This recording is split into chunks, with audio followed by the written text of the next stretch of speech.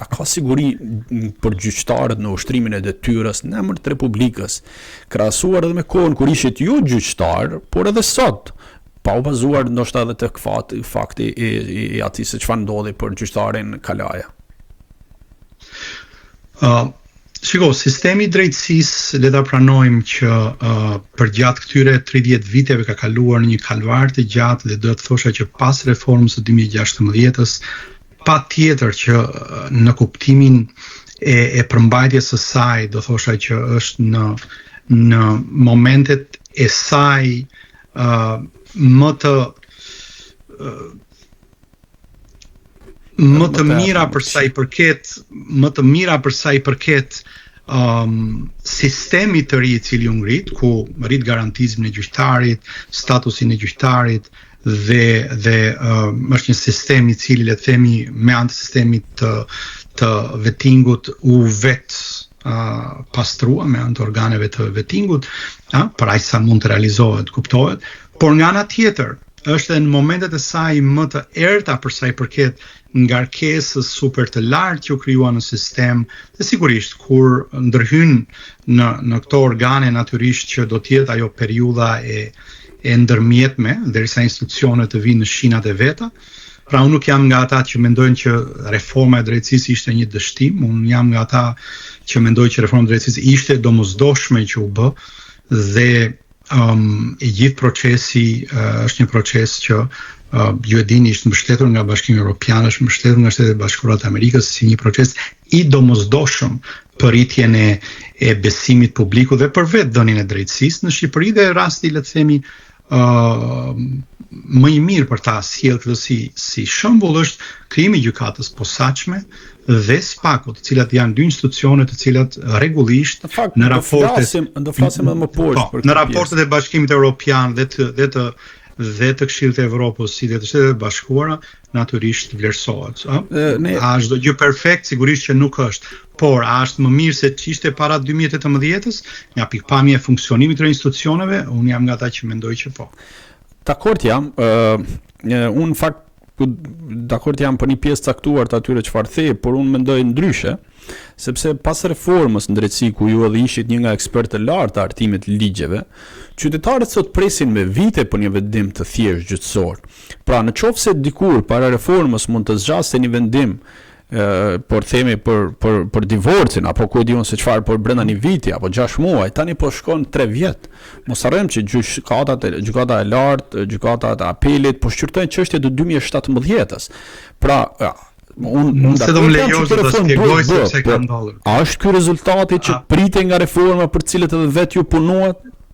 Unë jam dakord, Flamur, që pa diskutim për sa i përket heqjes së çështjeve, numrit të çështjeve që hiqte sistemi për gjyqtar apo për vit sipas statistikave, është e vërtetë që ka psuar një ulje për sa i përket numrit të çështjeve që më në fund prodhon një gjykat apo një prokurori dhe pastaj që përkthehet në zgjatje më të siç ju me të drejtë prekët më të madhe për qytetarët për sa përket afatet në drejtësisë. Dhe me që po flasim, më mund të jap statistika konkrete, sot që flasim në 2 vitet e fundit, sipas statistikave të Këshillit të Lartë Gjyqësor, mesatarja e gjykimit të çështjeve në shkallë të parë, në apel dhe në gjykatë të lartë në totalin e vet, sot është nga 15 deri në 20 vjet. Domethënë që është sigurisht e papranueshme. Nuk do të thotë që një qytetar të hyjë sot në proces dhe duhet të marrë një vendim për 18 vjet, 20 vjet. A është kjo reforma për cilën punove edhe vet? A është kjo reforma për cilën mendon që duhej bërë? Unë jam shumë dakord që le të themi për sa i përket kohëzgjatjes, kjo dha këtë pasojë, por pse dha këtë pasojë dhe a është kjo e përkohshme? E dha këtë pasojë për arsye që ti di shumë mirë, që do thotë edhe gjithë publiku shqiptar i di, do të thotë që afro gjysma e gjyqtarëve dhe prokurorëve dolën nga sistemi për shkak të vettingut. Shkolla e magjistraturës me hyrjet e reja nuk mund t'i përmballonte dot gjitha këto ikje nga sistemi. Që do thotë është matematikë thjesht. Nëse më përpara 1000 çështje gjykoheshin nga 10 gjyqtar, tashmë janë 5 gjyqtarë dhe çështjet janë një lloj, madje mund të jenë shtuar, natyrisht që do krijohet backlog. Pra është krijuar backlogu në gjykatën e lartë, në gjykatat e apelit dhe në gjykatat e shkallës parë. Por për këtë un jam nga ata që mendoj që prandaj reforma s'duhet lihet në mes. Prandaj reforma se s'bën duhet të çohet deri në fund, sepse nëse lihet në mes, kjo pasojë që ti thua është kështu dhe madje mund të rëndohet me vitet, por Shqipëria ka nevojë për vazhdimin e reformës, që do thotë reforma ligjore të cilat mundsojnë uljen e backlogut, dhe ulja e backlogut mundet të bëhet jo vetëm siç mundet të shkojë mendja më njëherë që okay, rritim numrin e gjyqtarëve. Kjo është e fundit që duhet bërë. Rritja e numrit të stafit të gjyqtarëve është e rëndësishme, rritja e infrastrukturës është e rëndësishme, vendosja e teknologjisë është e rëndësishme. Sot gjithë bota dhe gjithë, domethënë e përdorin teknologjinë në jetën e tyre të përditshme. Kur vjen puna te gjykata, duket sikur është e pamundur. Si jo, ti e di shumë mirë, sepse jeton vetë në Shtetet e Bashkuara, që gjithë sistemi i aplikimin në le themi të një kërkese që mund të bësh në gjykat është komplet me anë të e-filing. Elektronikisht mund të depozitosh kërkesën, elektronikisht mund të marrësh pjesë në sistem, elektronikisht të vjen vendimi, s'ka nevojë të vejë gjykatësi apo prokurori apo pala të niset të vjen gjykat, tër procesi mund të kryhet shumë elektronikisht. Pra reforma elektronike që mund të bëhet në sistem e mbi të gjitha atë që kam thënë e stërthën edhe me shkrime, edhe me të folur, unë jam i mendimit që në Shqipëri duhet hequr ekskluziviteti i gjykimit të çështjeve vetëm nga gjykatat. Mbaroi, bota e ka zgjidhur këtë dhe s'ka nevojë në Shqipëri që të rishpikim rrotën, ne mundet që të risjellim sistemin e zgjidhjeve alternative të konflikteve me anë të ADR, Alternative Dispute Resolutions, që është negocimi apo ndërmjetësimi apo arbitrazhi. Më në fund gjyqtarëve, se është paradoks, nga një ranë shqiptarët shqetësohen që sistemi gjyqësor është i korruptuar dhe është i tejngarkuar, nga ana tjetër kur i thua atëherë t'ja heqim sepse kjo mund të zgjidhet me anë të ndërmjetësimit, thonë jo, dhe unë besoj që thonë jo nga për shkak sepse presionit politikës, sepse ndoshta nuk e kupton. Unë besoj që politika këtë duhet e kulturës, po themi, ose përshtatjes me teknologjinë e fundit, po mos harrojmë, Klodi, që është e vërtet kjo që thuaj që bota ka ecur, ka avancuar. Por si mund të bëhet një gjë e tillë ku ne kemi mungesë personeli, kemi mungesë ambienteve, të struktura, po themi të kryesë suvereniteti, kemi mungesë, mos harrojmë që në gjykatën e apelit ku ndodhi rasti i gjyqtarit Kalaja, është për shkak të kësaj reformës të re, për shkak të hartës së re gjyqësore, që u shkrihen të gjitha apelet në përrethje dhe u sollën të gjitha në Tiranë. Edhe kjo ka sjell këtë pasojë sepse në ligj është e parashikuar që të jenë mbi 70 gjyqtarë, ndërkohë sot janë vetëm 30. Pra në moment që këto vonesa po vazhdojnë, po mbarten, puna është tek zgjidhja, sepse pasoja është tek qytetari. Por fundimi i gjithë kësaj është pasoja e vuajtjes të qytetarit, sepse edhe reformën kur ju e nisët bashkë me shumë të kolegë të tjerë, ishte që të ketë një vendim të drejtë, transparent dhe të shpejtë në vendimmarrje. Asnjëra nga këto nuk po funksionon. Dhe u bën disa vite. Dakordsoj me të gjitha që that, dhe kjo është piktura për fat keq, por prandaj them që reforma s'duhet lihet në mes, sepse nëse lihet në mes pasojat janë këto, dhe si nuk lihet në mes.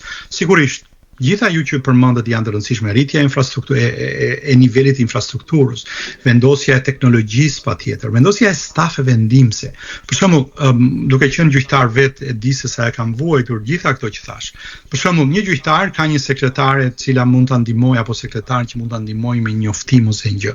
Por në botë gjyqtari ka staf, ka ekip, sepse gjyqtari prodhon vendimet, prodhosh vendimet do të thotë të kesh nevojë për support, pra sepse shpesh dëgjoj që rritja e numrit të gjyqtarëve, patjetër ka nevojë për legal team edhe pra skuadër asistentësh për këtë gjë, që mund të ishte asistenti ligjor, mund të ishte research assistenti, mund të ishte sekretari, mund të ishte njoftuesi, pra që mund të kishte një ekip. Dhe kjo është dhe kosto më e ulët në fakt për sistemi, sepse të paguash një gjyqtar është më shtrenjtë se sa të paguash le të themi 2-3 ndihmës rreth tij, dhe kjo patjetër që mundet të lehtësonte sistemin.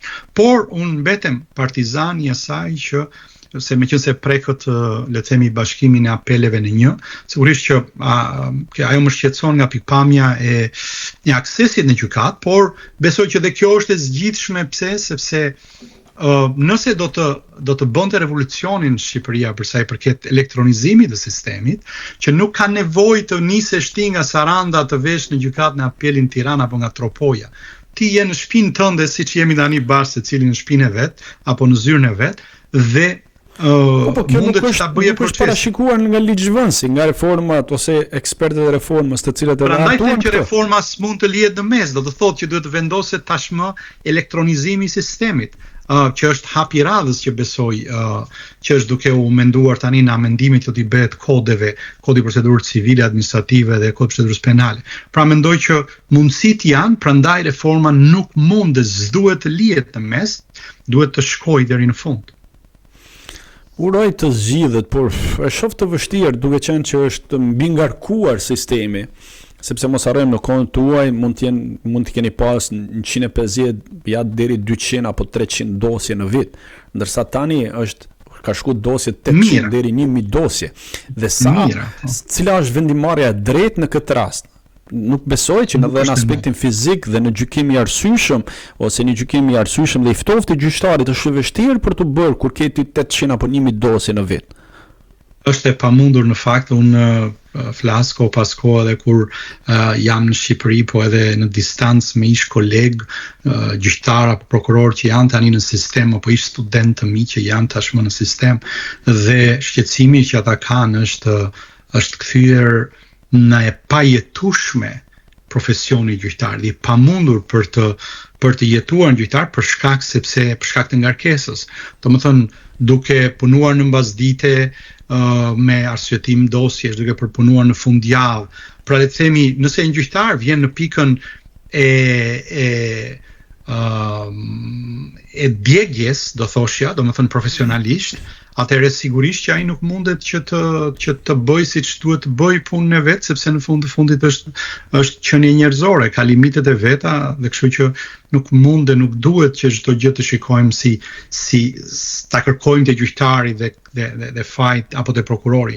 Mendoj që problemi është sistemik dhe jam dakord që patjetër që është domosdoshmëri një orë përpara të vijë dorë në këto rregullime sistemike, jo vetëm ligjore, por edhe administrative me anë të KLG-s. Unë jam nga ata që mendoj që Këshilli i Lartë Gjyqësor, si qeverisja e gjyqësorit, mund dhe duhet të bëjë shumë më shumë se sa bën.